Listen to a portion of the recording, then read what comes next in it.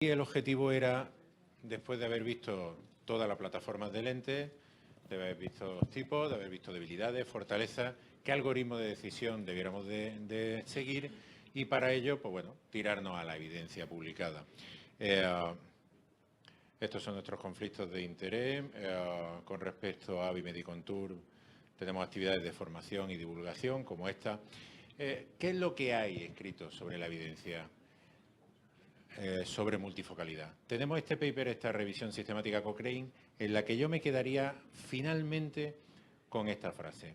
Realmente la motivación de alcanzar la independencia de gafas es el factor más importante para que un paciente decida implantarse una lente multifocal.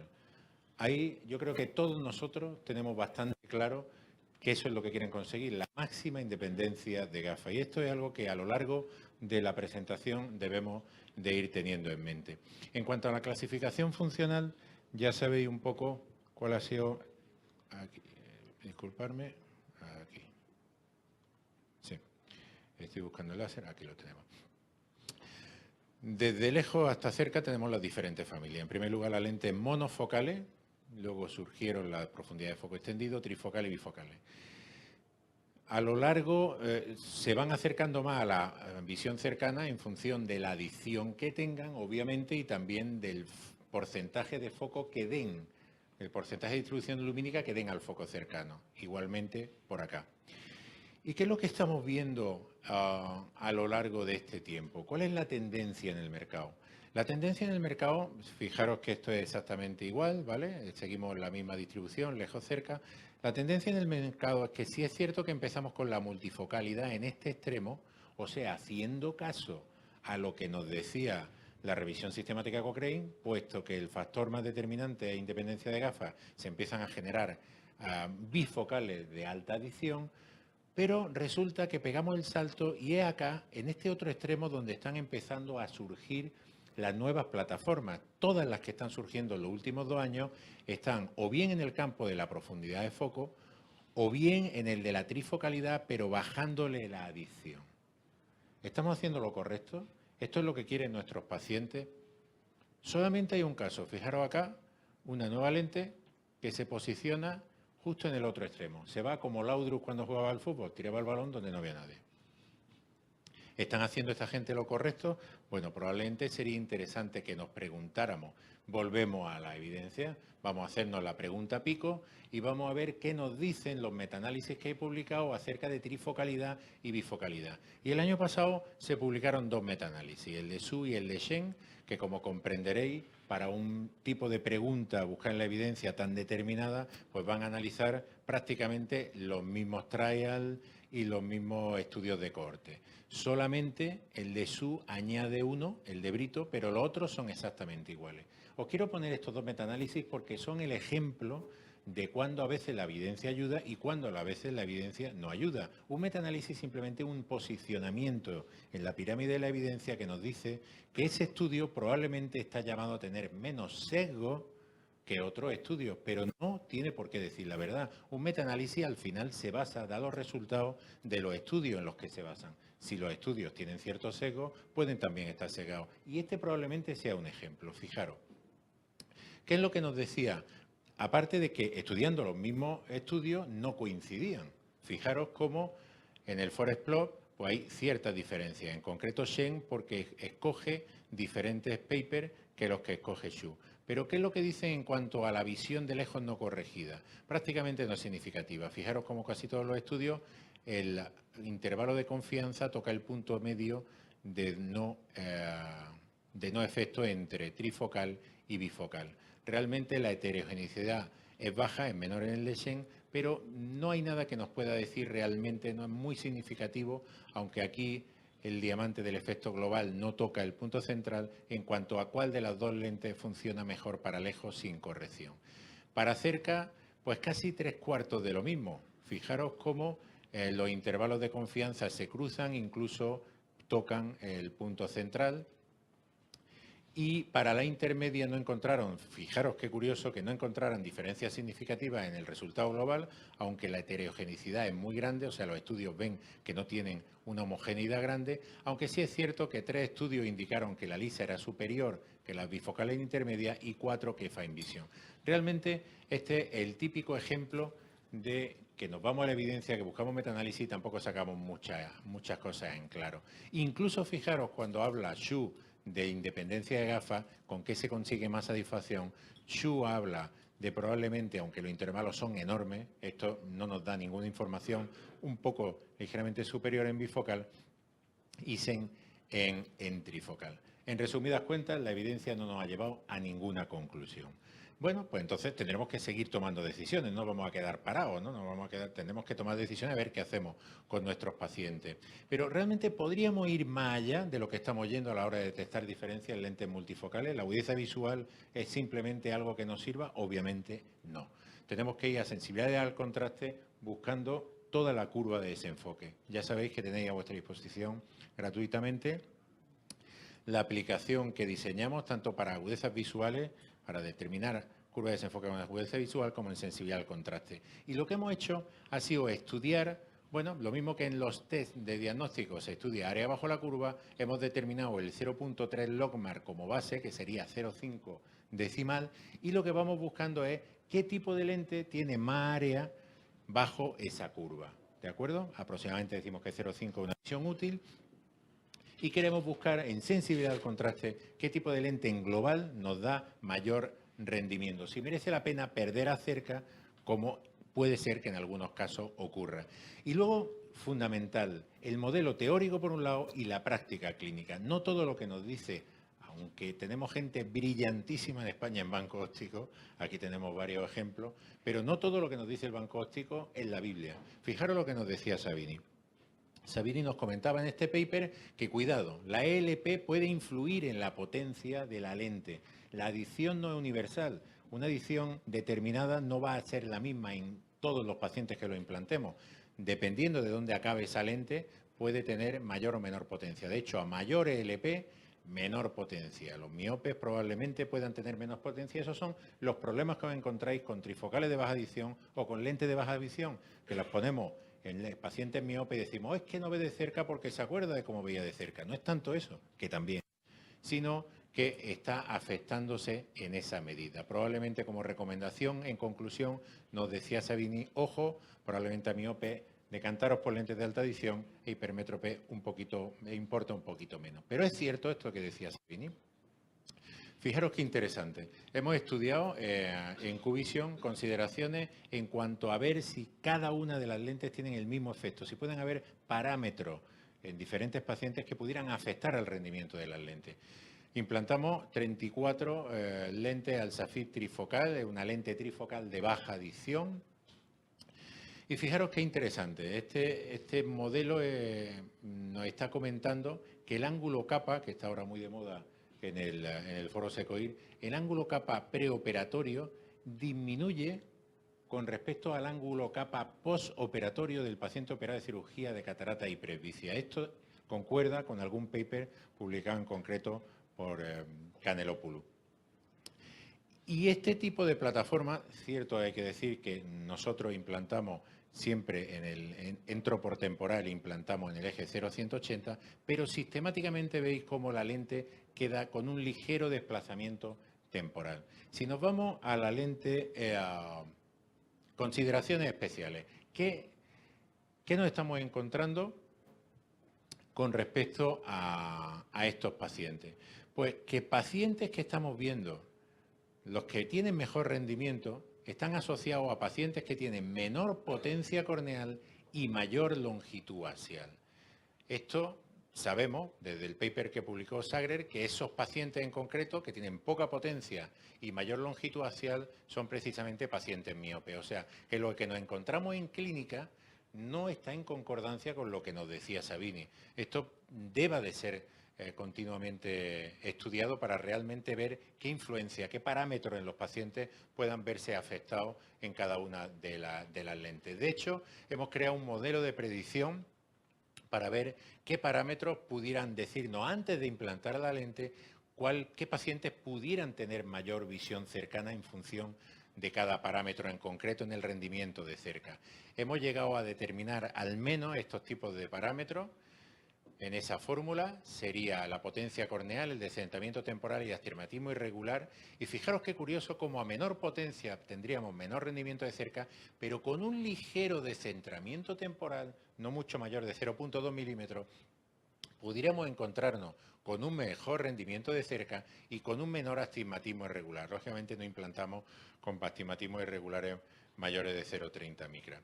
Cuando hacemos el estudio con la trifocal de alta adición, con la Biflex de Medicontour, nos estamos encontrando algo parecido. También nos disminuye la cuerda new, que es como en óptica se define al ángulo capa, y también este tipo de lente con plataforma diferente nos estamos encontrando que también se nos está desplazando ligeramente. Cada anillo, cada sector son 0,2 milímetros, pues aproximadamente tenemos un descentramiento también atemporal y ligeramente inferior en este tipo de plataforma. En los modelos de predicción, cuando comparamos una lente con otra, nos damos cuenta que la ALSA-FIT es dependiente de la potencia, a menor potencia mejor agudeza visual, a un poquito mayor descentramiento temporal, con los que tienen un poquito de descentramiento temporal ven un poquito mejor que los centrados y menor astigmatismo irregular. Sin embargo, cuando analizamos la Biflex nos encontramos que solamente es dependiente de la menor potencia corneal.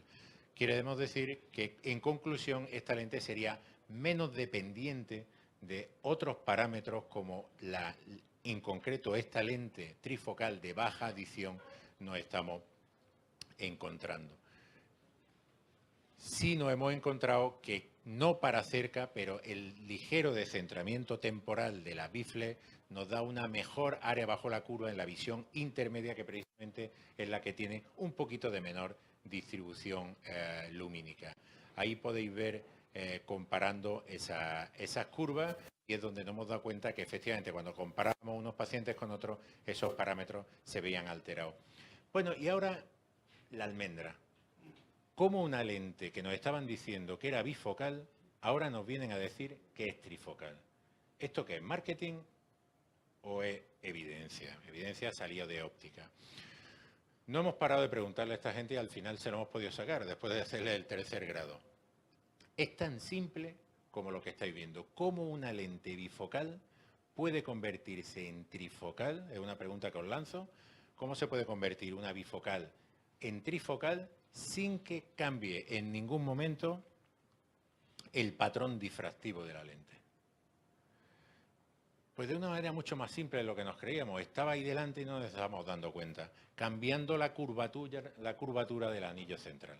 Al cambiar la curvatura del anillo central, si no tenemos pupilas muy pequeñas, menores de 2 milímetros, que siempre vamos a tener pupilas mayores de 2 milímetros, al menos en mi caso, vamos a encontrarnos ya que se nos pasa al patrón difractivo. Y ese anillo central, cambiando esa curvatura, es la que nos está dando esa visión intermedia sin que tengamos ese sacrificio de la visión cercana. Entonces estáis viendo que esta gente, bueno, realmente casi todos los papers que veis en banco óptico de todas las lentes están medidos con este equipo, el PMTF, con lo cual casi todos los papers son comparables entre sí, los que están hablando de banco óptico. Y ellos fueron ajustando ese anillo central, la curvatura, hasta que llegaron a un modelo que fue el de máximo rendimiento, de tal manera que tuvieran buena visión lejana, cercana y suficiente intermedia. Cuando comparamos las curvas de desenfoque medidas en PMTF, este es un paper de Gatinel, esto es una imagen de Gatinel en este paper. Fijaros cómo, pues, por ser... que nos sirva de referencia probablemente de las trifocales que tenemos. Aquí no aparece la trifocal de 6, entonces no nos queda más remedio que ver la trifocal de Fine Vision, que está en rojo. Y los puntos de MTF de esta lente, de la Biflex, estarían el lejano acá, fijaros dónde está Fine Vision, el intermedio acá, fijaros dónde está Fine Vision, y el cercano acá, fijaros dónde está Fine Vision. Probablemente tengáis que vosotros mismos sacar vuestras propias conclusiones. Pero la tendencia que hemos tenido en el mercado ha sido a ir disminuyendo la adición para disminuir la disfotopsia. ¿Estábamos haciendo lo correcto? Probablemente hayamos disminuido en algo la percepción del halo, pero hemos sacrificado la visión cercana. Probablemente tengamos que buscar otras maneras de intentar reducir ese halo sin reducir la cercana, y existe esa posibilidad. Probablemente el límite de la utilidad de los anillos esté en esos 7 anillos. A partir de 7 anillos, probablemente en pupilas realmente grandes, probablemente ya sabemos todos que muy probablemente no tendríamos que haber implantado lentes multifocales. Otro aspecto interesante es que cuando hemos determinado la satisfacción del paciente con respecto, y hemos comparado, hemos analizado con esta escala de Likert que mide de 1 a 5, nada satisfecho a muy satisfecho, comparándolas con las áreas bajo las curvas, fijaros qué interesante. A ciegos, a nuestros pacientes, los que tenían mayor área cercana eran los que estaban mayor correlacionados con la satisfacción. Quiero decir, pacientes que tienen más visión cercana, realmente si no les crea efectos parásitos, van a ser los que realmente van a tener más felicidad. En resumidas cuentas, la evidencia lo único que nos dice es que la independencia de la gafas es el primer criterio que tiene el paciente para elegir una lente multifocal. El mercado sí ha tenido esa tendencia hacia la profundidad de foco extendida, a disminuir la adición. Probablemente tengamos que hacer la reflexión un poco todo si eso fue lo correcto. Las lentes trifocales que tienen esa profundidad de foco extendido tienen una mayor probabilidad de perder visión de cerca en función del descentramiento y las propias características de cada paciente, y esto es bueno tenerlo en cuenta, y mantener ese amplio rango de visión próxima podría incrementar la satisfacción de nuestros pacientes y con ello el éxito que cada uno de nosotros tenemos en nuestra práctica diaria. Muchas gracias por vuestra atención. Muchas gracias a ti, Joaquín. Ya veo que te marcó ganarte siempre el baloncesto de pequeño. Siempre me intenta invitar. Muy bien, muchas gracias. Ya fuera de broma, gracias, enhorabuena a Miguel Ángel, Enrique, porque creo que habéis ganado por goleada a todas las salas que se están haciendo confluyentes a esta altura. No, es EDOF. No.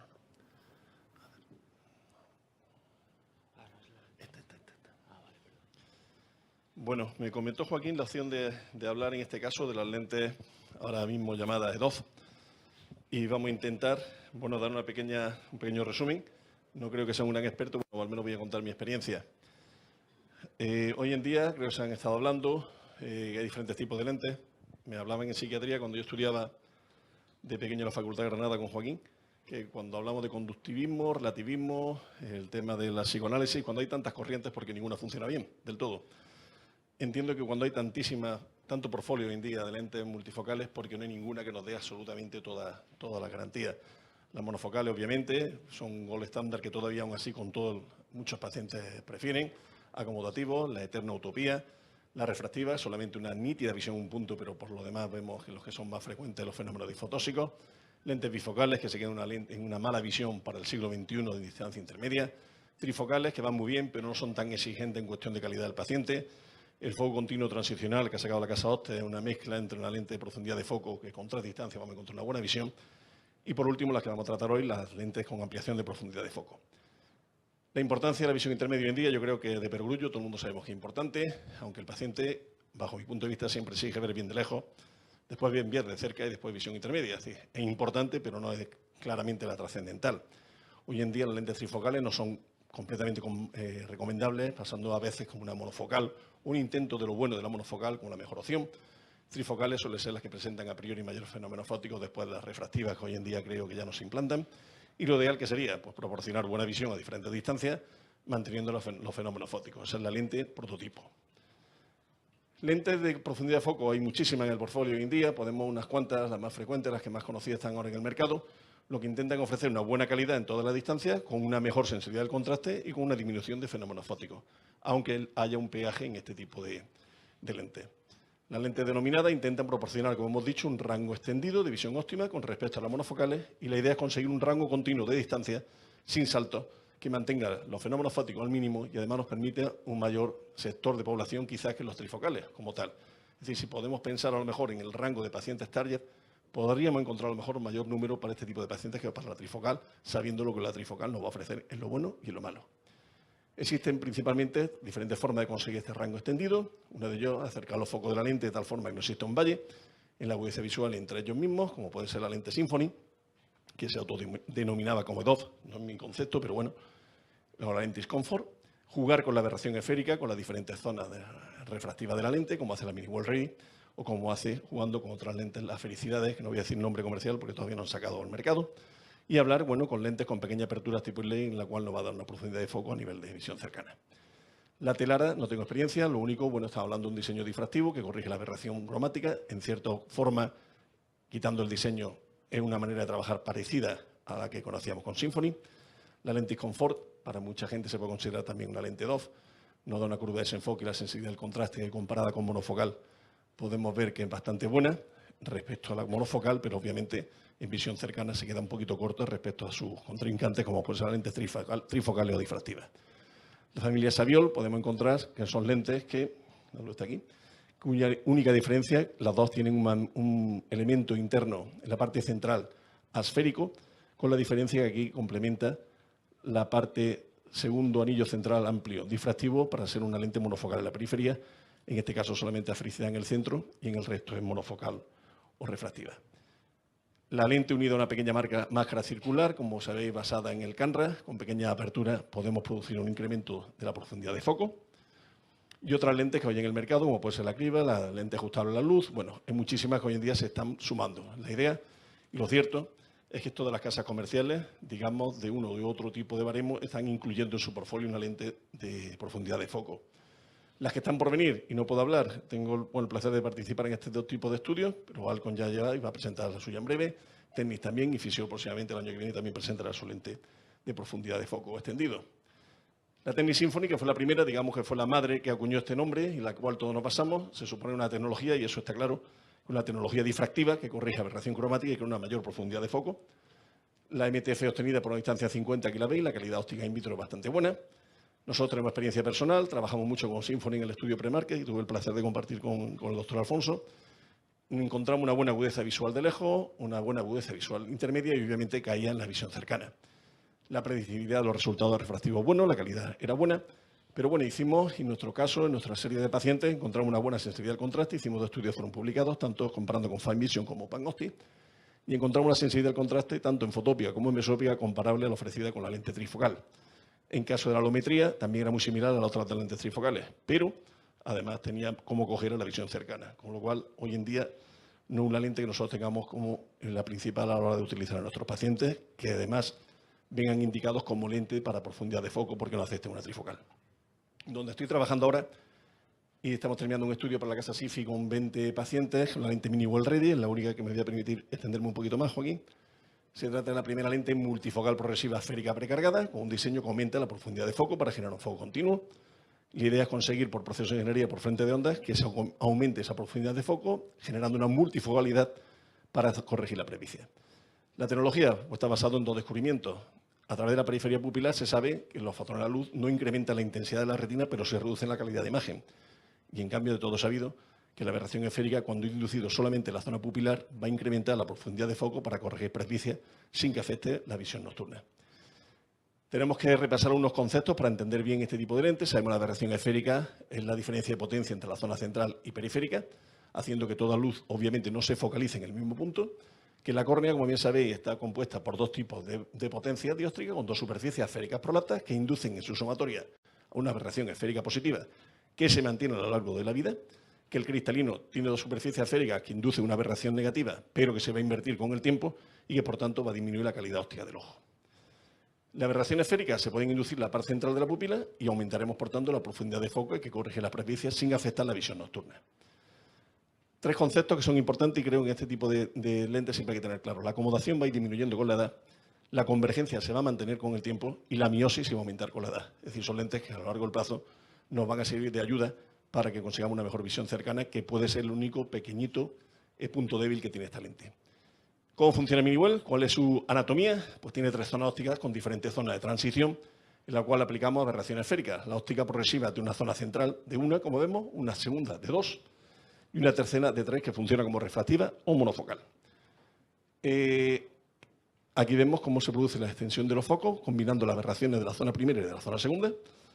La zona primera tiene una aberración positiva, la segunda negativa y la tercera monofocal. Hay algo más. Nosotros también nos sometimos a los italianos, a los grupos SIFI, a un tercer grado, pero no comentan nada más. La idea es que, bueno, ellos comentan, incluso no han dado ni las micras que existen en cada porción. Solo sabemos la parte negativa de menos 17, la positiva no dicen tanto, el hecho es que la lente funciona. Las aberraciones esféricas producidas en la zona central e intermedia, como hemos dicho, produce un continuo de foco, de tal manera que no haya ningún valle y consigamos una curva de desenfoque relativamente buena, ojo, sabiendo lo que podemos conseguir con este tipo de lentes. Aquí vemos la diferencia que hay entre una comparativa con trifocales, ojo, en óptica in vitro, tanto en multifocal como en difractiva total, es decir, Fine Vision, y con la trifocal difractiva, que sabéis de sobre cuáles son las casas comerciales. Vemos también, utilizando las tarjetas USAF en pupila de 3,0 y de 4,5 respectivamente, cómo funciona la mini-well, aquí lo podemos ver efectivamente, en diferencia de pupilas y cómo va cambiando la visión tanto en intermedia como en cercana, conforme vamos cambiando la miosia, midriasis un poquito mayor. También comparamos, en este caso, la comparación de la lente mini-well con la lente Technics Symfony y vemos la diferencia que existe tanto en el nivel de pupila con 3, con 4,5 y cómo va cambiando la curva de desenfoque a favor, en este caso, de mini-well. Encontramos una mejor MTF de la lente mini-well que la lente Symfony en pequeñas pupilas y medianas y además con una visión fotópica y mesópica superior. Importante lo del ángulo alfa, hemos pensado con este tema, ya hemos hablado, hemos visto estudios que ha hecho el equipo del doctor Joaquín Fernández bastante interesantes, cómo puede caer la sensibilidad al contraste, puede caer especialmente en visión intermedia cuando hay una diferencia en el ángulo kappa y en el ángulo alfa.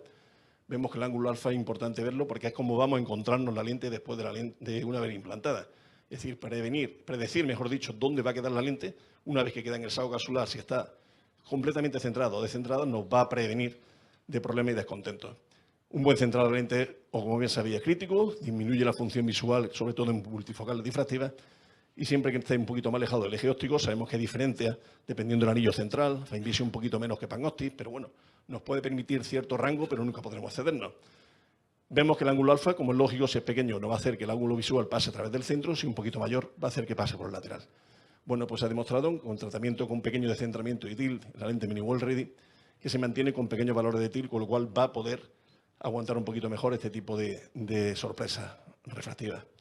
Nuestra experiencia, solo hemos incluido hasta ahora 8 pacientes porque no llegan a más de 3 meses. Como digo, estamos terminando ya los 20 pacientes, pero querríamos hablar solamente de los que llevan 3 meses o más implantadas.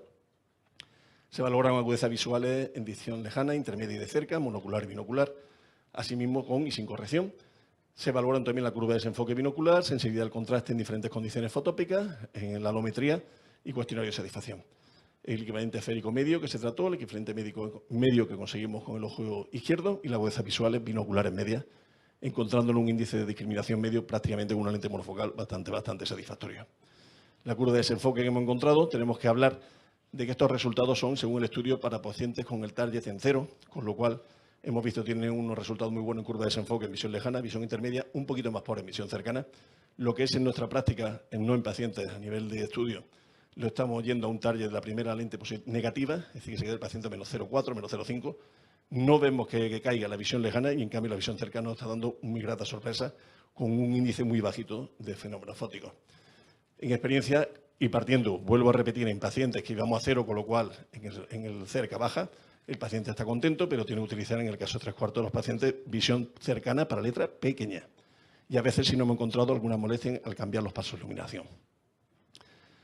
¿Qué son los pacientes? Y con esto voy a terminar ya casi indicados para mí y yo creo para lente 2. Son lentes que son pacientes, en el caso para altos valores de aberración de alto orden, que demandan una visión próxima, funcional, pero no exquisita. Al ser lentes con apenas disfotosia y halo, son ideales para pacientes que requieren una buena visión nocturna.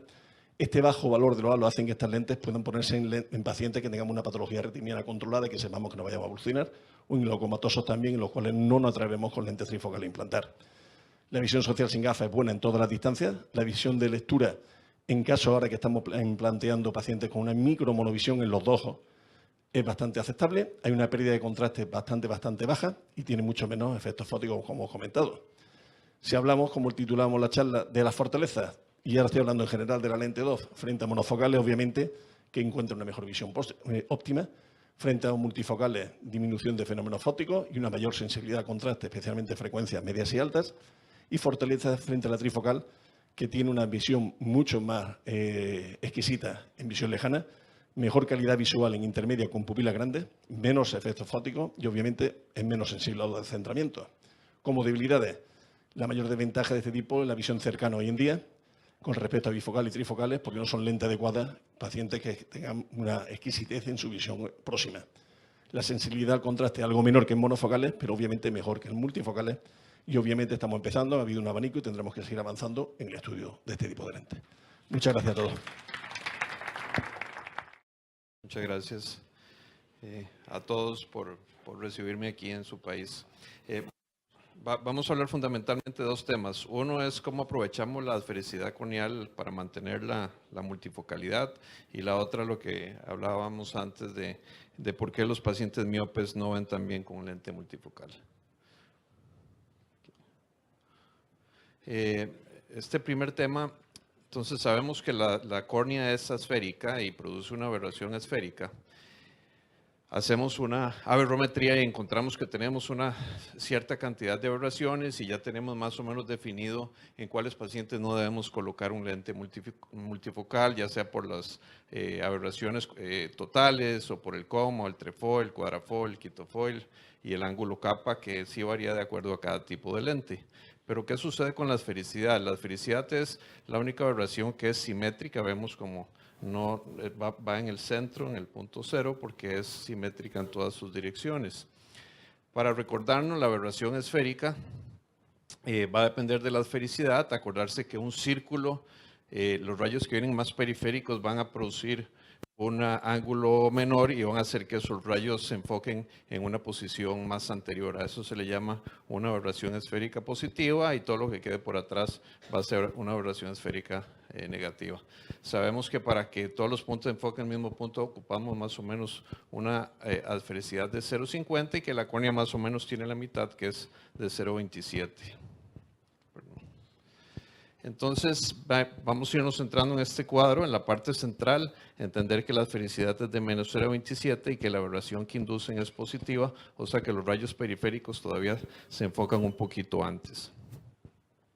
Y la distribución de la población normal, vemos que inclusive en la población normal tenemos casos de córneas que tienen aberraciones esféricas que se van para un lado o para el otro. Entonces la idea de esta charla es cómo utilizar esto, y en los pacientes por refractiva o córneas que no son normales, que todavía estos se van hacia un punto más periférico, cómo aprovecharlo para poder utilizar esa multifocalidad. Tenemos las córneas prolatas, que son las córneas que son más curvas en el centro y se aplanan hacia la periferia, que en general van a irse hacia el lado negativo, tanto la esfericidad como la aberración esférica. Y las córneas oblatas, como por ejemplo después de cirugía miópica, donde la córnea central es más plana y se van a venir hacia el lado positivo. Entonces, tenemos la córnea prolata, que tiene una esfericidad negativa, una aberración esférica cercana a cero negativa y tiene mayor poder central. Y la oblata, que es el contrario. Entonces, ¿qué es lo que debemos hacer para tomar la queratometría? ¿Cuál es el poder de la córnea que debemos tomar para poder utilizar esta multifocalidad corneal que ya existe? La duda está en córneas que tienen una aberración esférica o una esfericidad alta, sea oblata o sea prolata. ¿Cuál número tomamos? ¿El 40, el 41 o el 42? Y la idea de esta charla es ayudarlos a tomar esa decisión. Entonces, si tenemos una córnea oblata, sabemos que los rayos que pasan por el centro van a enfocarse más atrás y los de la media periferia van a enfocarse más adelante por la aberración esférica positiva. Mientras que en la córnea prolata sucede lo contrario. Los rayos que están al centro se enfocan más adelante y los periféricos más atrás porque tiene una aberración esférica negativa. Entonces, si vemos un ojo que tiene una córnea oblata, tenemos dos posibilidades. Tomar la queratometría que está en el centro, y eso haría que las imágenes o la luz que entra por esa zona central se enfoque en la retina, y el segundo punto quedaría más anterior, produciendo multifocalidad y permitiendo que el paciente también vea de cerca.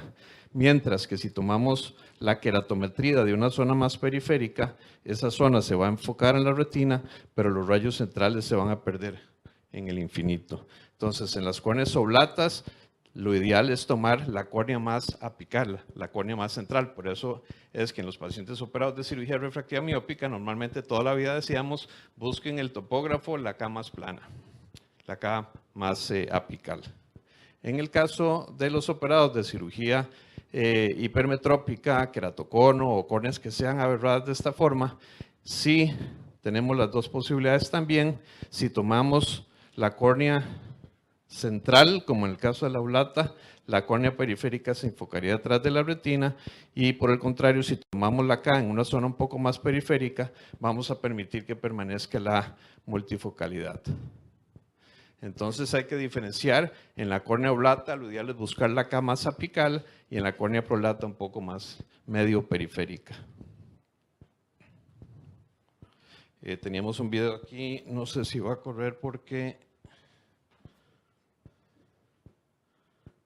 No. Entonces, lo que quería en este tema entonces es quedar claro que cuando tengamos una aberración esférica que se salga de la normalidad, debemos entonces diferenciar si es hacia la prolaticidad o la oblaticidad, y si es oblata, tratar de buscar la córnea más apical, y si es media periferia, buscar en el paciente de la prolata, buscar esa media periferia. Y estos pacientes, aunque les pongamos un lente monofocal, normalmente van a sentir que alcanzan una visión cercana mejor. Entonces, siempre hemos tenido pacientes que colocamos lentes monofocales hace 20 años que nos decían: yo siento que leo, en parte de la pupila, porque nos da el efecto de profundidad de foco, pero probablemente en gran parte sea la multifocalidad corneal. Entonces, si por algún motivo hacemos aberraciones, aberrómetro, y tiene altas estas aberraciones, a hacerse más adelante, y va a requerir de menos poder para poder enfocar en la retina. Y de aquí surge la importancia de la posición efectiva del lente, y que el poder del lente es relativo a su posición.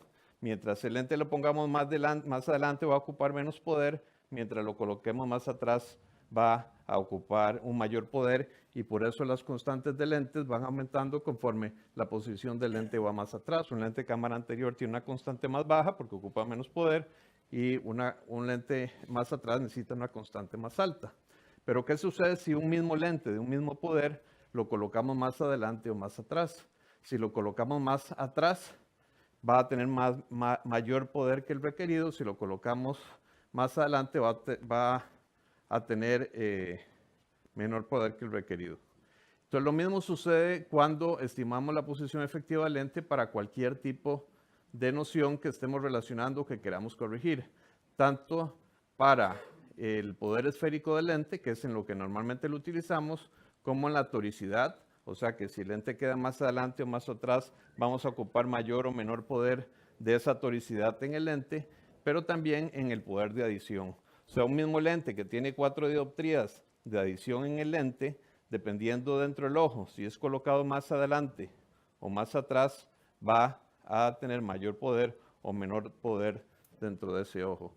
Y entonces en Panaceais tenemos un programa que hace el cálculo teórico de graficar cómo sería la curva en cada paciente de acuerdo a la longitud de axila y la queratometría, y vemos cómo un mismo lente bifocal en un ojo que es más grande tiene una gran pérdida del área de visión cercana, y permite que enfoque en un punto más lejano, por ejemplo en los pacientes miopes. Lo mismo sucede en los lentes trifocales, aunque esta diferencia es un poco menor porque en general en los trifocales la curva es un poquito más horizontal, y también en los EDOF, donde esta diferencia todavía es menor porque el ángulo de esta curva tiende a elevarse un poco. Pero en todos los tipos de lente existe una pérdida de corrección, sobre todo en los bifocales, conforme la posición efectiva del lente se va más posterior. Entonces, a mayor longitud axil, queratometría, ACD, menor efecto de adición. Tenemos lo que comentó antes el doctor con respecto al grado de curvatura corneal, y los ojos grandes requieren de un lente con mayor adición. El problema de poner un lente con mayor adición es que vamos a tener mayor número de fenómenos fotópicos. Entonces hemos hablado con varias casas que por qué en vez de tener la opción de para toda la población esférica de corneal, 2,5, donde 3, 3,75 y 4,5, ¿por qué no hacen grupos de adición para los diferentes poderes de lentes que se requieren? Por ejemplo, un paciente miope que sabemos que va a ocupar más adición, pues no hagan lentes con 2,5, 3, y un paciente que sabemos que es hipermétrope y que necesita un lente de mucho más poder y que su adición requerida es pequeña, pues hagan ese grupo de pacientes con adiciones pequeñas. Yo creo que ese en parte va a ser el futuro en los lentes. Muchas gracias.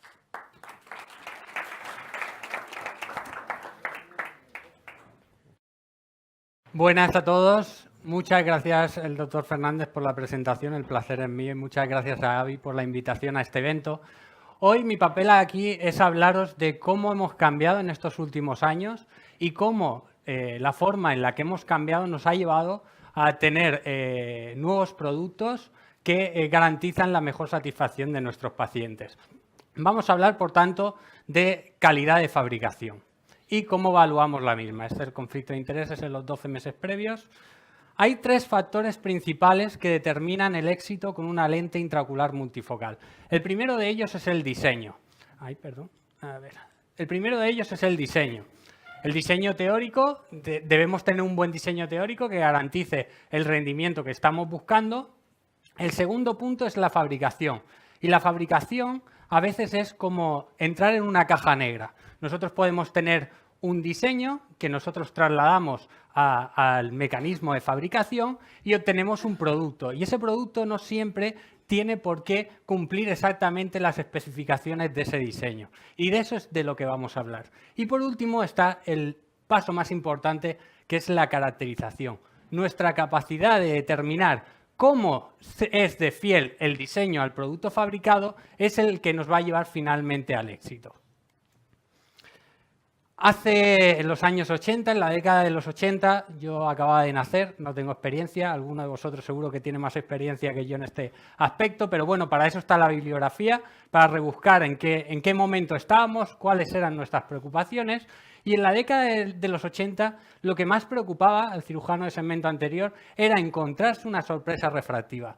Y es que, según reportan en este estudio, encontraban una gran variabilidad en la potencia de lentes monofocales, hasta tal punto que encontraban amplias insatisfacciones del paciente. ¿Por qué? Porque podían encontrar una lente de 19 dioptrías que estaba etiquetada como 13 dioptrías. Imaginaros a día de hoy lo que podría pasar si vosotros os encontráis con esto. Aquí vemos el gran rango de máxima potencia. Vemos que las lentes se iban el etiquetado con respecto a la fabricación hasta una dioptría, lo cual era un problema.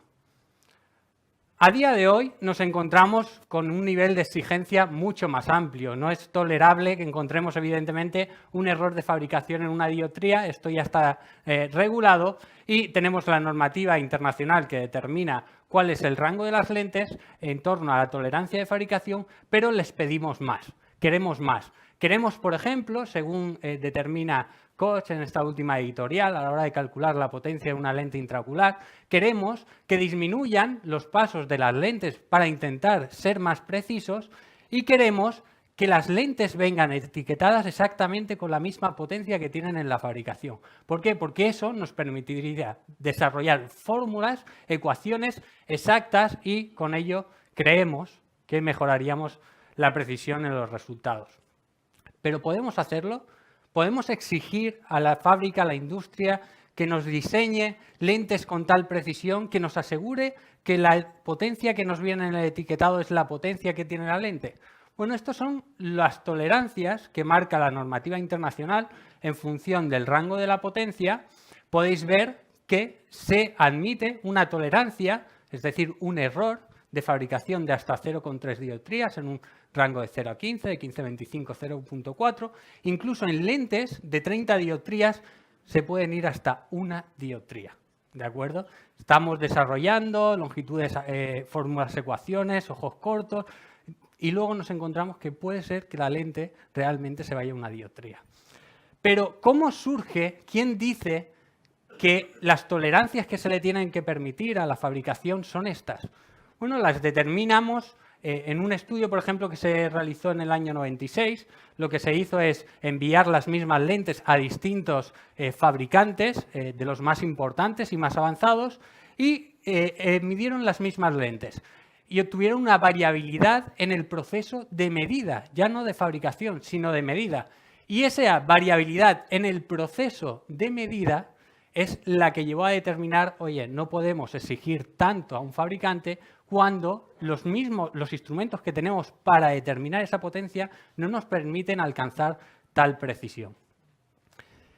Pero si damos un paso más allá y volvemos otra vez a la década de los 80 y nos fijamos otra vez ya no solo en la potencia, sino en la calidad óptica que tenían esas lentes, os sorprenderíais la tecnología que tenemos a día de hoy en una lente difractiva y la tecnología que tenían en la década de los 80, principios de los 90, en lentes monofocales.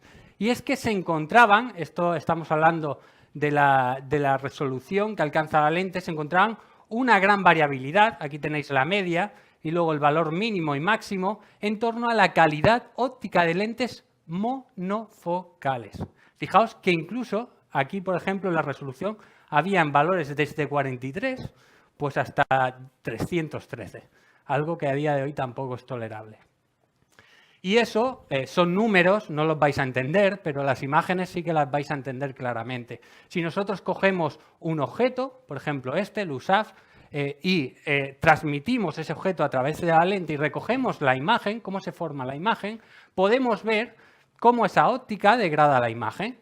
Esto sería una lente bifocal, ¿de acuerdo? A día de hoy en el foco de lejos vemos que se produce en torno a la calidad óptica de la córnea, se producen los conocidos halos alrededor, pero se alcanza una buena resolución, evidentemente no igual que en una córnea que no existe difracción, pero fijaos en lentes monofocales la calidad que tenían en la década de los 80. O sea, nos podíamos llegar a encontrar esto. O sea, algo sorprendente. Si lo comparamos con la calidad de resolución que tiene a día de hoy una lente difractiva, podéis ver valores publicados recientemente para la frecuencia de corte. Fijaos que están en el rango 163, 175, 154, esto sería para cerca, 139. Y si nos vamos a lentes monofocales solo para lejos, la resolución de las lentes difractivas del día de hoy son la resolución de las lentes monofocales de hace 30 años. Pero no nos vamos a quedar ahí, porque la frecuencia de corte tan solo nos determina cuál es la resolución máxima que somos capaces de alcanzar, pero vamos a irnos a la calidad óptica total que nos proporciona el sistema. Esto es una curva de MTF, digamos que toda la calidad óptica está recogida debajo de esta curva y cuanto más alta sea la curva, más se aproxima al límite de la perfección. Sistema óptico perfecto solo limitado por la difracción. Podemos calcular todo este área, sumarla y calcular el ratio con respecto a la lente perfecta. Y eso es lo que llamamos ratio de Strel. Cuanto más se aproxime al ratio de Strel a 1, mejor será la calidad en torno a todas sus frecuencias, ¿de acuerdo? No solamente a la frecuencia de corte. Y si comparamos a las primeras lentes difractivas, las comparamos, fijaros el ratio de Strel de una lente monofocal, estudios del año 91, y de una lente multifocal en lejos y en cerca. Fijaos la comparativa y también aquí el porcentaje, esto es este mismo valor por 100. Fijaos en lejos el ratio de Strel que alcanzaban, 0,2, 0,3, ¿vale? Eran los valores de las primeras lentes difractivas. Decían antes, bueno, el concepto teórico de una óptica, una lente multifocal, es de hace muchos años, veíamos en la lente sectorial. Sin embargo, las nuevas lentes se basan en el mismo concepto, pero la fabricación no es la misma. Y ahí es donde está la clave.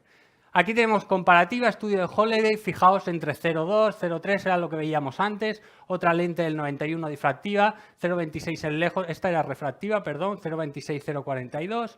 Luego tenemos estudios de Artigas del 2007, 0,74 para uno monofocal, la Rezoom, que vemos que tiene una buena calidad óptica en lejos, pero en cerca para esta pupila de 3 milímetros prácticamente no tenía visión.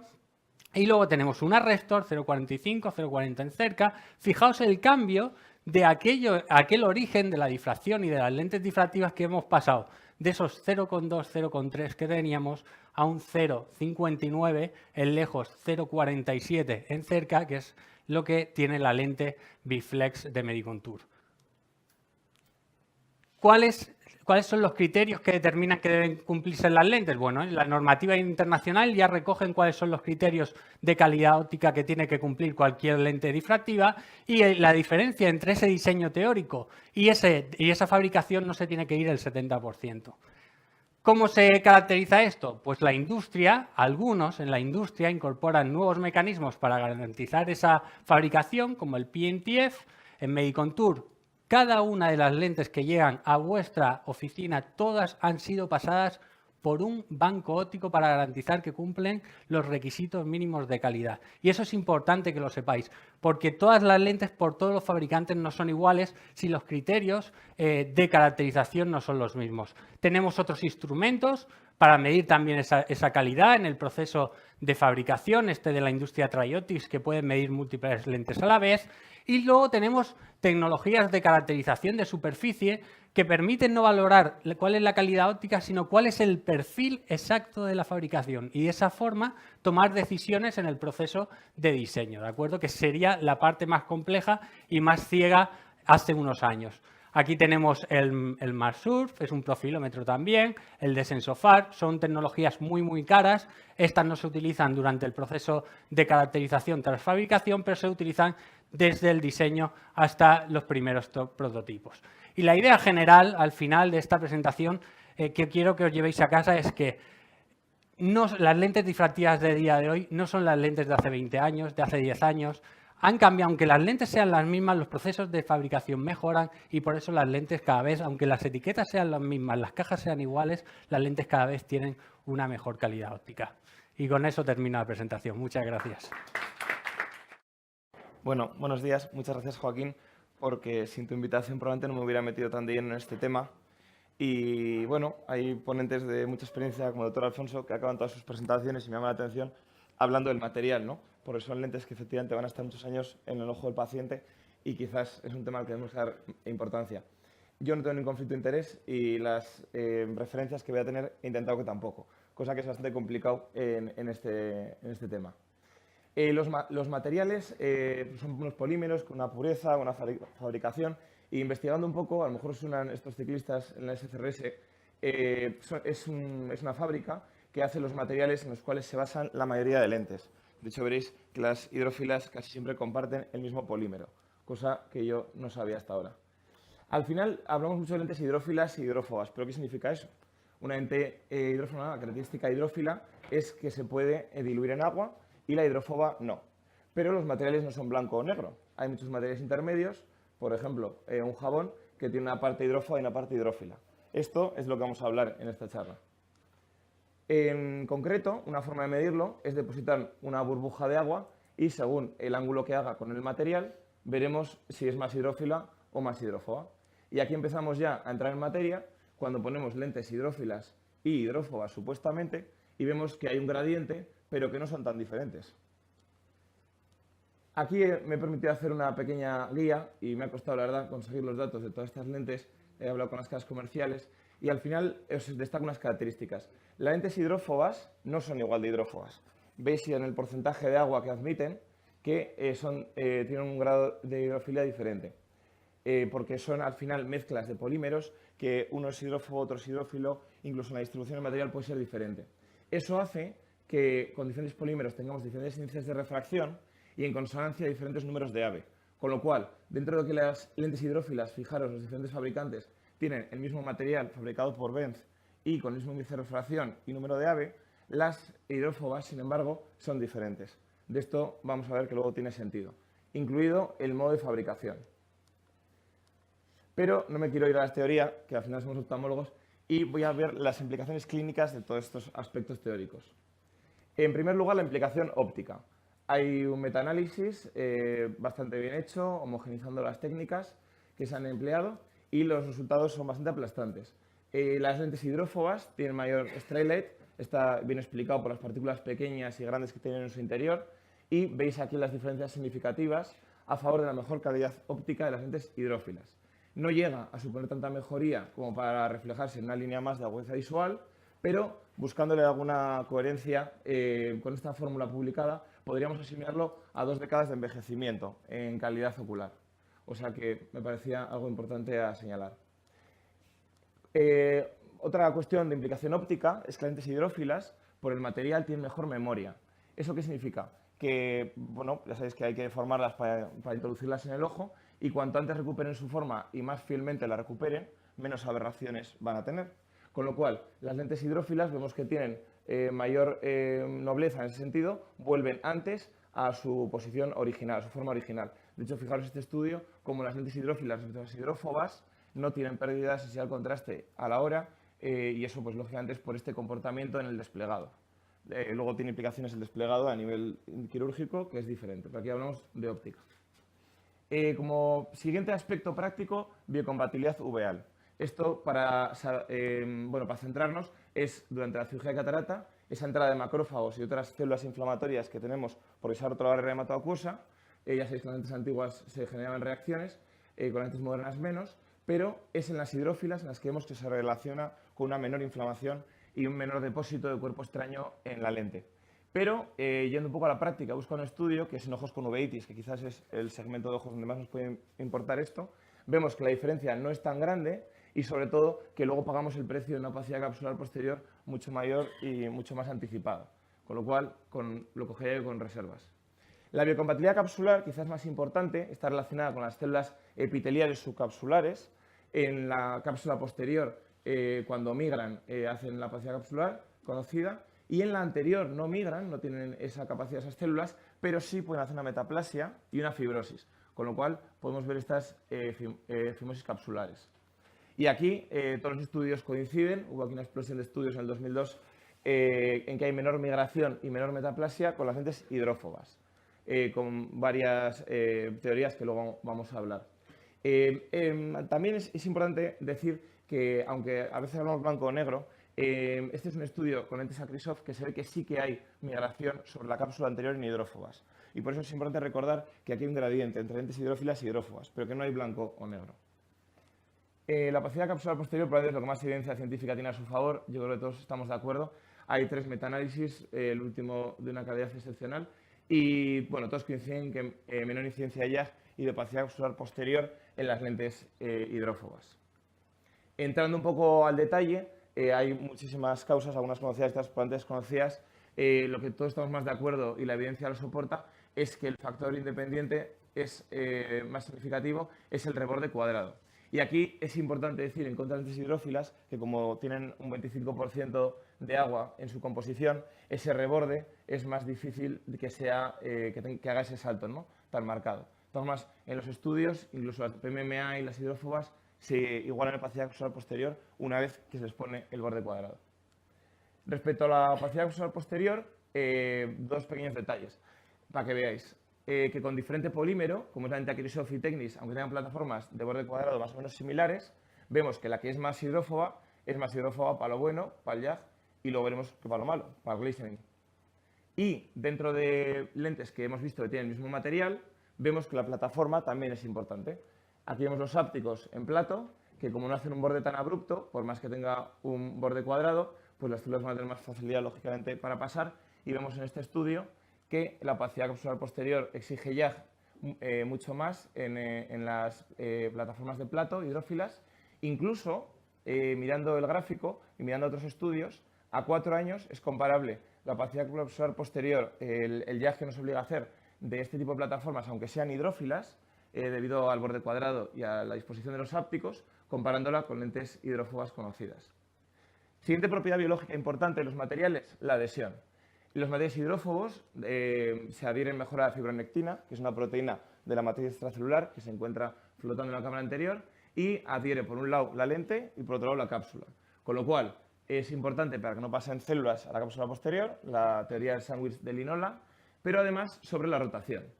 Fijaros, de todas formas, en este estudio en concreto, que 2 lentes de una plataforma similar pero un material diferente, los compara y las rotaciones, aunque es verdad que hace menos rotación la hidrófoba por esa mayor adhesión, probablemente clínicamente pues tampoco sea significativo, ¿no?, para nuestras decisiones. También se adhieren más las bacterias, pero no he encontrado ningún estudio que lo vincule a mayor endoftalmitis, así como en las lentes de PMMA sí que se encontraba. Es un gráfico que os he puesto para que veáis cómo las lentes hidrófobas adhieren mucho más el material respecto a las lentes más hidrófilas, ¿verdad?, en un gradiente de hidrofilia a hidrofobia. Y ya por último, probablemente lo que más pánico nos da, que son las degeneraciones que pueden tener estos materiales con el tiempo. La literatura habla de algunas cosas y luego entre nosotros hablamos de otras. Cosas que nos encontramos, de opacificaciones, alteraciones de la densidad, coloración, cosas que a veces hablamos entre nosotros y que en la bibliografía es difícil de encontrar muchas veces. Por intentar ordenar un poco los conceptos, lo primero que vamos a hablar es el glistening. El glistening se relaciona con el agua. Os pongo este gráfico para que veáis que hay dos conceptos que a veces se habla como si fuera lo mismo, ¿no lo ves?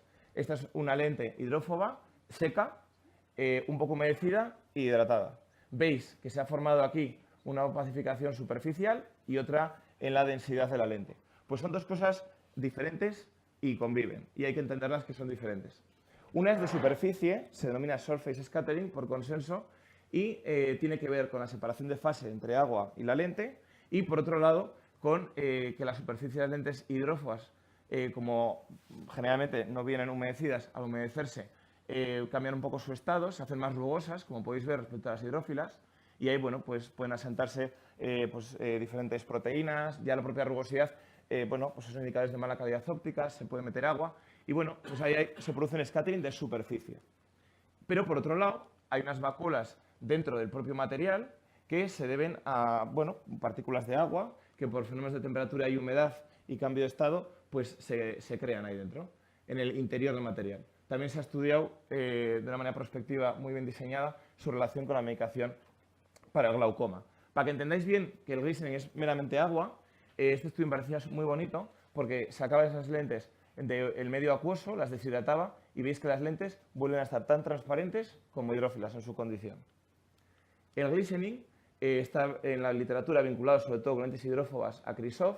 Hay un estudio randomizado muy bonito en el que se ve que la hidrófila 0, la hidrofóbica alto, pero hay que decir que hay descripciones en todos los materiales del glistening, aunque sea más frecuentemente asociado a las lentes a Krzyzov, y también es más frecuente en los modelos que son de MODE respecto a los que se han hecho mediante fresado. El efecto sobre la calidad de este glistening, porque muchos hemos visto ese glistening en nuestros pacientes, se ha estudiado muchísimo. Y el hecho es que no hay diferencias significativas, tampoco hay estudios demasiado buenos ni con Ns muy altas, fijaros 35 pacientes en cada grupo, con diferentes materiales. Y sobre la agudeza visual en concreto, es difícil que vayamos a ver efectos porque aunque hay un empeoramiento de señal contraste, no llega al umbral por el cual se afecta la agudeza visual, que con las lentes calcificadas, que vamos a hablar luego, sí que llegaríamos. Aquí tenéis un estudio, por ejemplo, que pone como el glistening en aumento, a este médico su agudeza visual en consulta, pues va viendo que va cayendo, pero no hay una evidencia estadísticamente significativa. Y de hecho, buscando en la literatura, hay pocos casos de explante por glistening, en concreto 2. En multifocales, que es de lo que va esta charla, hay todavía menos evidencia. Y esta simulación, a través de un programa que se llama CMAX de Ray Tracing, se ve que efectivamente cuanto más grandes son las vacuolas y más concentración de vacuolas hay en el material, más se afecta la sensibilidad al contraste. Pero si he marcado aquí lo que nosotros percibiríamos en el 2020 en la unidad como sensibilidad al contraste mínima para distinguir objetos, es decir, que perdamos visión de verdad, y tendrían que ser vacuolas muy grandes y muy frecuentes, de las que casi nunca se ven. Por eso, aunque nuestros pacientes bajen mucho la sensibilidad al contraste, no vamos a ver pérdida de visión de líneas. Este estudio es lo más parecido a algo clínico, pero es retrospectivo, casos comparativos y encima la N, pues fijar lo baja que es. Y sí que se ve que cuanto más scattering hay una pérdida de agudeza visual, no, se aprecia una tendencia, pero por supuesto no es estadísticamente significativo. La opacificación es un concepto totalmente diferente. Ya se ve a primera vista y en los estudios, pues cuando se han sacado estas lentes, se ha visto que son concreciones de fosfato cálcico en el interior de la lente. Está relacionado con saturación de local de materiales. Lógicamente pueden entrar materiales grandes en lentes permeables, como son las hidrófilas, van a tener más riesgo. Relación con la pureza de la fabricación. Y si le ponemos un nido de silicona, debido a que esto ya se ha aprendido por los cartuchos en la fabricación, todavía crece aún más. Estas opacificaciones se han descrito en todo tipo de lentes hidrófilas, la podéis ver aquí, y aquí sí, en las series de explantes ocupan un volumen importante. Por ejemplo, esta, un 7% de las causas de explante de lente. O sea que se ve que esto, cuando se presenta, es más grave que el glistening probablemente. Hay opacificación espontánea, se han estudiado las asociaciones a ciertas lentes, ciertos procesos de fabricación, por eso ahora sabemos lo que he contado antes, pero también se han vinculado a factores de riesgo como la diabetes, la vitrectomía, como podéis ver en este caso, y las inyecciones de gas en cámara anterior, cada vez más frecuentes por los trasplantes endoteliales. Con lo cual, y lo dejo ahí, quizás en estos pacientes hay que plantearse, los que tienen riesgo de esto, no poner lentes hidrófilas. Este estudio, muy interesante, de un médico que hace trasplante endotelial, también describe qué le pasa con lentes hidrófobas. Y esto es de muy mala calidad, porque ha cogido todo y lo ha mezclado, pero bueno, es una descripción que me parece interesante. Él pone un 80% de hidrófilas y un 80% se lo pacifican. Insisto, esto simplemente quedaros con el detalle de que nada, las cosas no son blancas o negras. Como conclusiones, decir que yo creo que esta charla yo lo que intentaba era poner un poco blanco sobre negro lo que la evidencia nos dice sobre las aplicaciones clínicas de estos materiales. Yo pues espero haberme explicado y de todas formas esta bibliografía os la puedo pasar como colegas que somos y estoy a vuestra disposición. Gracias Joaquín y gracias Avi por organizar esta charla. Bueno, muchas gracias por la invitación. Ahí se ve.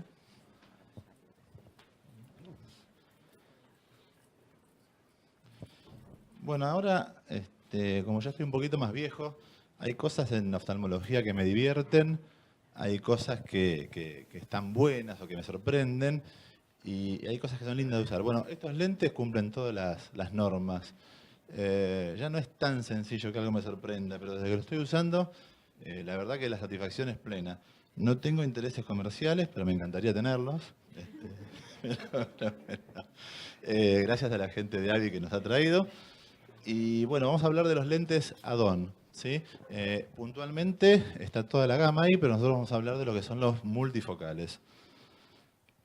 ¿Qué paciente es candidato para un lente Add-on? Es un paciente pseudofáquico donde algo no anduvo como nosotros esperábamos. O yo soy malo calculando, pero yo con algún que otro paciente tengo sorpresas refractivas, no me quedan como yo esperaba. A veces me quedan más 0,75, más 1, menos 1, o sea, esas cosas pasan y cuanto más volumen ustedes tengan, es muy probable que les pase. Entonces, estos lentes podemos corregir alguna metropía residual y es el paciente que está buscando mejorar la calidad de visión que obtuvo con su primera cirugía, ¿sí? Los piggyback ya son bastante antiguos, en los 90 se comenzaron a colocar, tenían varios efectos adversos que con las formulaciones modernas de los lentes que están hechos para el sulcus no las tenemos. Las nombramos rápidamente, pero bueno, se veía dispersión pigmentaria, alteración en lo que es la presión ocular, se podía llegar a bloquear el ángulo o una epitelización interlental, por los materiales si eran exactamente los mismos y se tocaban un lente con el otro. Con la forma y el diseño de los nuevos Add-on, estos efectos adversos prácticamente no pasan. Los Add-on, como dijimos antes, pueden corregir un defecto esférico, un defecto tórico. Después el doctor Gómez Cadía nos va a hablar de lo que son las magnificaciones para las maculopatías y lo que vamos a hablar nosotros es del Add-on multifocal. Add-on se coloca en el sulcus, tiene 4 patas que permiten un centrado correcto. La óptica es muy parecida o es casi igual a la óptica o a la construcción de lo que es el biflex. Estamos hablando de que tiene varios aumentos, después lo vamos a ver, y es un lente difractivo, es el único multifocal que tenemos para el sulcus que tiene una óptica difractiva. El otro multifocal que nosotros tenemos para el sulcus, que está en Argentina, es el de Reiner, que es una óptica refractiva. Lo que estaban hablando hoy, cada anillo que tenga un lente multifocal le va a dar pérdida de energía que llega a la retina, pérdida de sensibilidad de contraste y más halos y glare. Entonces, a veces, un poco menos es más. Ya hablamos de la forma de lo que era el biflex, pero esto es básicamente lo mismo. Son 3 milímetros que se toma de óptica multifocal. Todo el resto, no. Entonces, es poca la cantidad de pasos o de anillos. Son 7 anillos y a diferencia de lo que es el biflex, tiene un poquito menos de adición. Tiene más 3 y más 1,50 en el plano del lente. ¿Por qué? Porque va colocado un poquito por delante. Entonces, el biflex tiene 3,50 y 1,75 y este tiene un poquitito menos. Esa es la forma en que va colocado.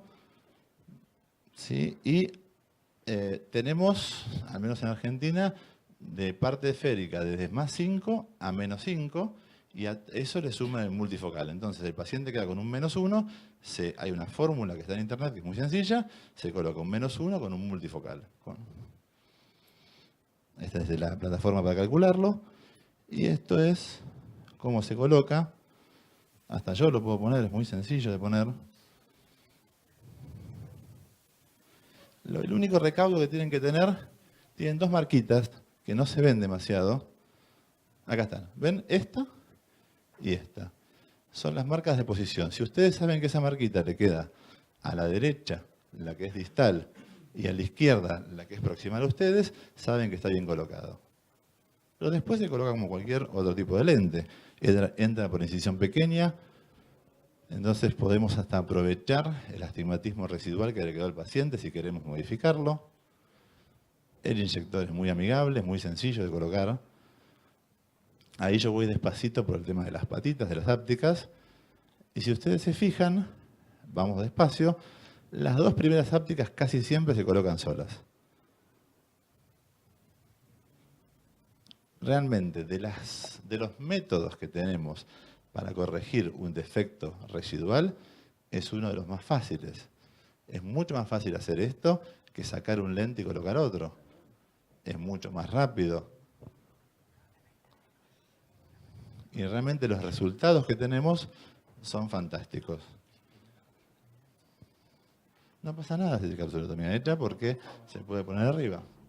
Entonces le estamos dando multifocalidad a un paciente que no la tenía. Ahí se ve la marquita de posición. Saco siempre el viscoelástico que está por debajo del lente. Y no hay contacto, ustedes lo ven en la lámpara de hendidura, entre un lente y el otro.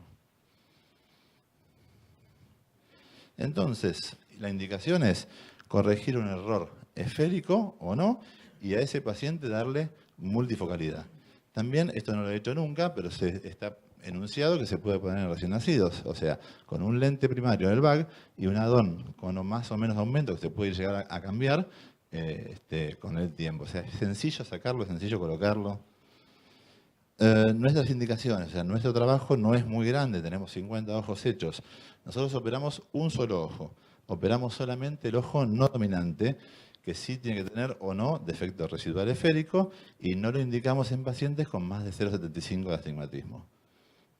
De los resultados, les vuelvo a repetir, es poquito, pero todos ven Jagger 3 o mejor, y más del 50% ven Jagger 1. O sea, realmente estamos muy sorprendidos. Y este es un paciente que me vino a ver, porque uno ya va probando cosas raras. La mujer estaba operada por otro colega, amigo mío, que está acá en Elche. La cirugía era una cirugía con un lente tórico monofocal que estaba perfecta. La mujer veía 10 décimas de los dos ojos y la tirita del refractómetro era 0,50. La mujer vino hablando pestes del amigo, diciendo que le iba a hacer juicio, que ya había ido a ver a otros abogados. O sea, que ella quería ver de cerca.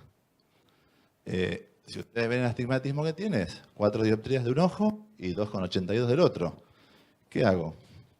Bueno, decidimos colocarle un add-on de un solo ojo. 10 décimas ambos ojos. Por eso les digo que se van ampliando un poquito las indicaciones. Este es un videíto casero. Bueno, acá estamos con la señora María de Jesús. Le pusimos en el ojo izquierdo un add-on. Ella tiene este astigmatismo, estaba operada con un lente tórico monofocal, realmente la cirugía anduvo muy bien, pero claro, le faltaba el cerca. Le pusimos un add-on y ¿cómo andamos? ¿Todo bien? Sí. Con esa cara iba a hacer juicio, créanme. Bueno, allá adelante podés leer. B-O-N-S. Ponerle la cámara es todo más perfecto. Y para lo que es la visión cercana, ¿cuál estás leyendo? El último. Léemelas. Bóvedas y estos miles de columnas pueden... ¿A esa distancia te gusta para leer? Sí. Sí. Bueno, ¿estás contenta? Muchísimas gracias. A vos. Hasta luego. Bueno, entonces, a ver, ejemplos pueden encontrar de los que quieran, pero esto me pareció divertido. Y acá se ve el lente tórico, que está perfecto, y por encima el lente multifocal en el sulcus. Nos ahorramos un problema grande en los médicos, o sea, la paciente estaba contenta, la paciente solucionó un problema que tenía y evitamos un conflicto. Como conclusiones, sacar y poner un lente en el bag es bastante más complicado que hacer esto. Y lo último es amplía el espectro de indicaciones a casi todos nuestros pacientes. A ver, lo vuelvo a repetir y más grande. Todos los pacientes que hemos operado en algún momento de nuestra vida, podemos indicarles o ofrecerles la multifocalidad. Eso, en castellano porteño, digamos, nos abre la cancha un montón al juego. O sea, podemos indicar multifocales a los pacientes que ya hemos operado. En nuestra experiencia, estos pacientes tienen muchísimos menos efectos adversos que con los que ponemos primariamente en el bag. Yo creo que esto, aparte de que el lente es bueno, es porque lo que yo llamé la experiencia pseudofáquica ya vivida. A ver, traducido. Es un paciente que ve bien de lejos, estuvo 1 o 2 años o lo que fuere viendo de lejos. Todo lo que le demos de bueno, el paciente lo acepta mucho mejor que si está con la expectativa de un multifocal de entrada. O sea, me parece más que es un mecanismo psicológico que real. Pero bueno, funciona y estoy súper contento con esto. Y por último, les pongo un chivo de un curso que hacemos en Buenos Aires, que lo pueden ver por internet cuando lo hagamos en agosto, 24 y 25 de agosto. Se llama Faco Extrema y Retina Extrema. Y bueno, ojalá que puedan verlo desde la página esos días.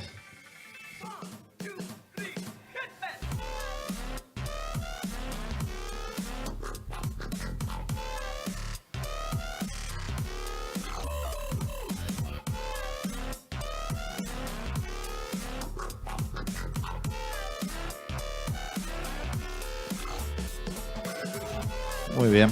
Este año, si todo va bien, si Dios quiere, vamos a contar con la doctora Elena Barraquer y vamos a ver si podemos convencer al doctor Fernández para que esté allá en Buenos Aires acompañándolos. Muchas gracias.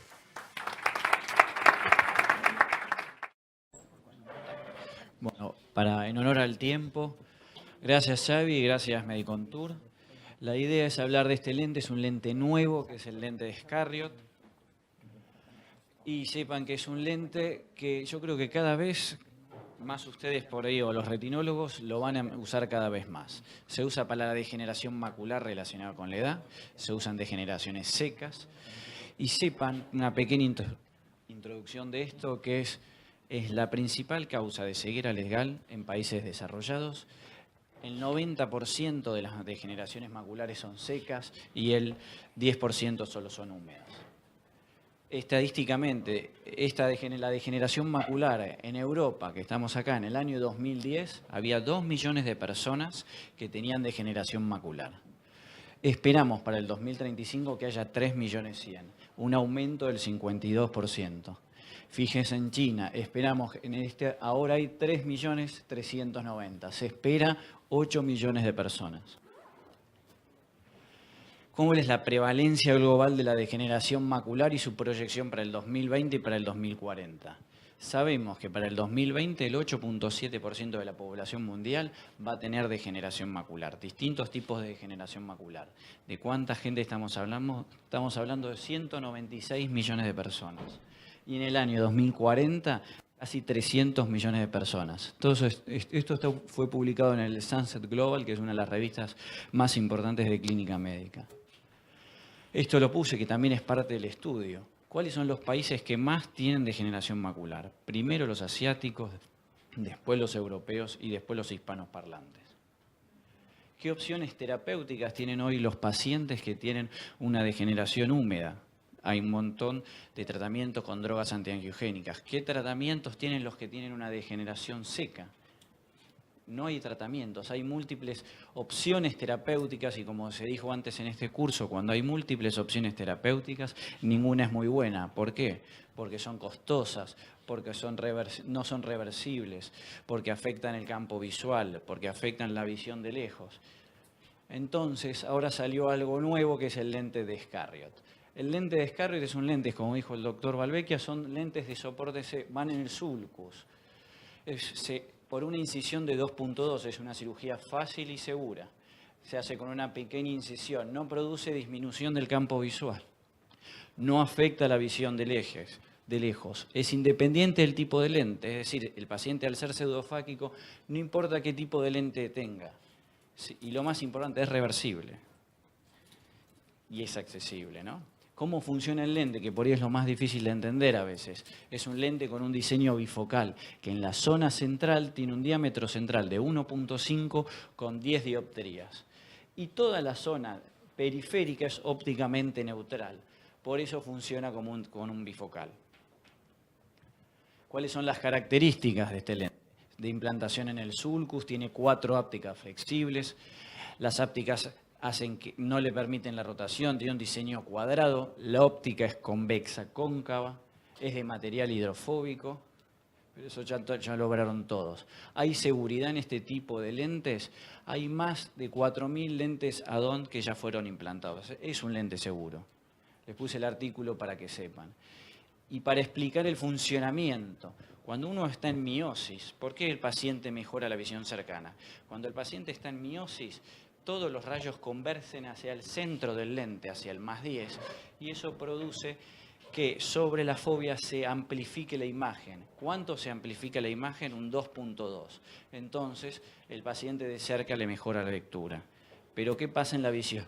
En la visión de lejos, cuando la pupila está dilatada, todos sabemos que la energía lumínica predominante no es la que va en el centro, sino es en la que va en la periferia. Por eso no le afecta en la visión de lejos. Esto es lo que yo le muestro a los pacientes, porque a veces es difícil hablar con los pacientes o a la familia de los pacientes. Así ve el paciente, le digo. Y esto es lo que produce el lente de descarga. Es un magnificador de la imagen. Y en general con esta imagen el paciente y con este texto uno ve cómo agranda la imagen y el paciente puede hacer cosas que antes no podía. Lo más importante, cómo elegir el paciente adecuado. Clave la comunicación, clave que esté pseudofáquico. ¿Cuáles son los parámetros de visión que debe tener el paciente? Es decir, todos los estudios multicéntricos hablan de 3 décimas o más o 1 décima en la escala de ETDRS. A partir de eso, el paciente está apto para este lente. ¿Y cuál es la prueba preoperatoria? Que es lo que por ahí más me interesa que se lleven hoy. Sientan al paciente en el foróptero que ustedes tienen, le dan una grilla de lectura. En esa grilla le ponen a 40 centímetros ponen la grilla y le ponen una graduación de un 1.5. Y después anotan cuánto ve. Y después repiten el ejercicio con un +6, pero a 15 centímetros. Si el paciente mejora 3 líneas o más, es un paciente que está apto para la utilización de este lente. Es una prueba muy sencilla, que no se necesitan grandes equipos, la puede hacer cualquiera. Y eso es lo que el paciente va a ver después de la cirugía. Eso es lo más importante. Las indicaciones ya las dijimos. Contraindicaciones, lo más importante, todo el paciente que tenga problemas onulares o glaucomas progresivos o maculopatías húmedas, está contraindicado la colocación de este lente. La implantación no tiene, como les mostró el doctor Balvecchia, no tiene ninguna complejidad. Acuérdense que entra por 2.2 y entra por 2.2 reales.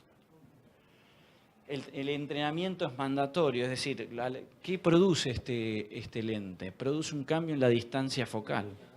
Entonces el paciente debe aprender a leer una nueva distancia, a leer a 15 centímetros, cosa que nosotros no estamos acostumbrados a leer a 15 centímetros. Entonces tenemos que entrenarlo tanto previamente como posterior al paciente para que aproveche más la prótesis. ¿Con qué? Con esas cosas que les anoté ahí. La adaptación es rápida y suele llevar entre 2 a 5 semanas. Y es increíble como pacientes que no podían ver el reloj, con esto pueden ver la hora y pueden hacer un montón de cosas que antes no podían hacer. Importante, no cura la enfermedad, es un magnificador. Esto ya no tiene... ¿Qué evidencia clínica tenemos? Hay un montón de trabajos que hablan de este lente. Acá hay evidencia clínica, estos son los competidores principales que hay, que realmente yo no coloqué ninguno de esos, pero no se pueden comparar lo difícil que sería la implantación de esos dos. Acá les muestro brevemente que hay un estudio multicéntrico en diferentes países, que no hubo casi complicaciones. Y esto se los muestro, se los quería mostrar, porque esa pequeña prueba que les dije recién de poner al paciente para hacer la grilla de lectura, todos los pacientes que entraron en el trabajo cumplieron ese requisito. Es decir, lo que vieron en la grilla es lo que vieron en el postquirúrgico. Y mucho.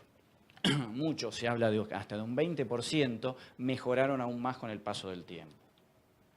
Este es otro estudio con 25 ojos que se hizo en Dinamarca, que hablan del coeficiente BFQ. El coeficiente BFQ hoy está muy de moda la medicina, no tan en evidencia, pero es como la calidad de vida de los pacientes. Son cuestionarios que tienen partes objetivas y partes subjetivas de cuánto le mejoró o le cambió la calidad de vida al paciente con la colocación de este lente. Y en Dinamarca, en ese trabajo salió que un 28% de los pacientes habían notado una mejoría sustancial en su calidad de vida luego del implante del lente. Muchas gracias.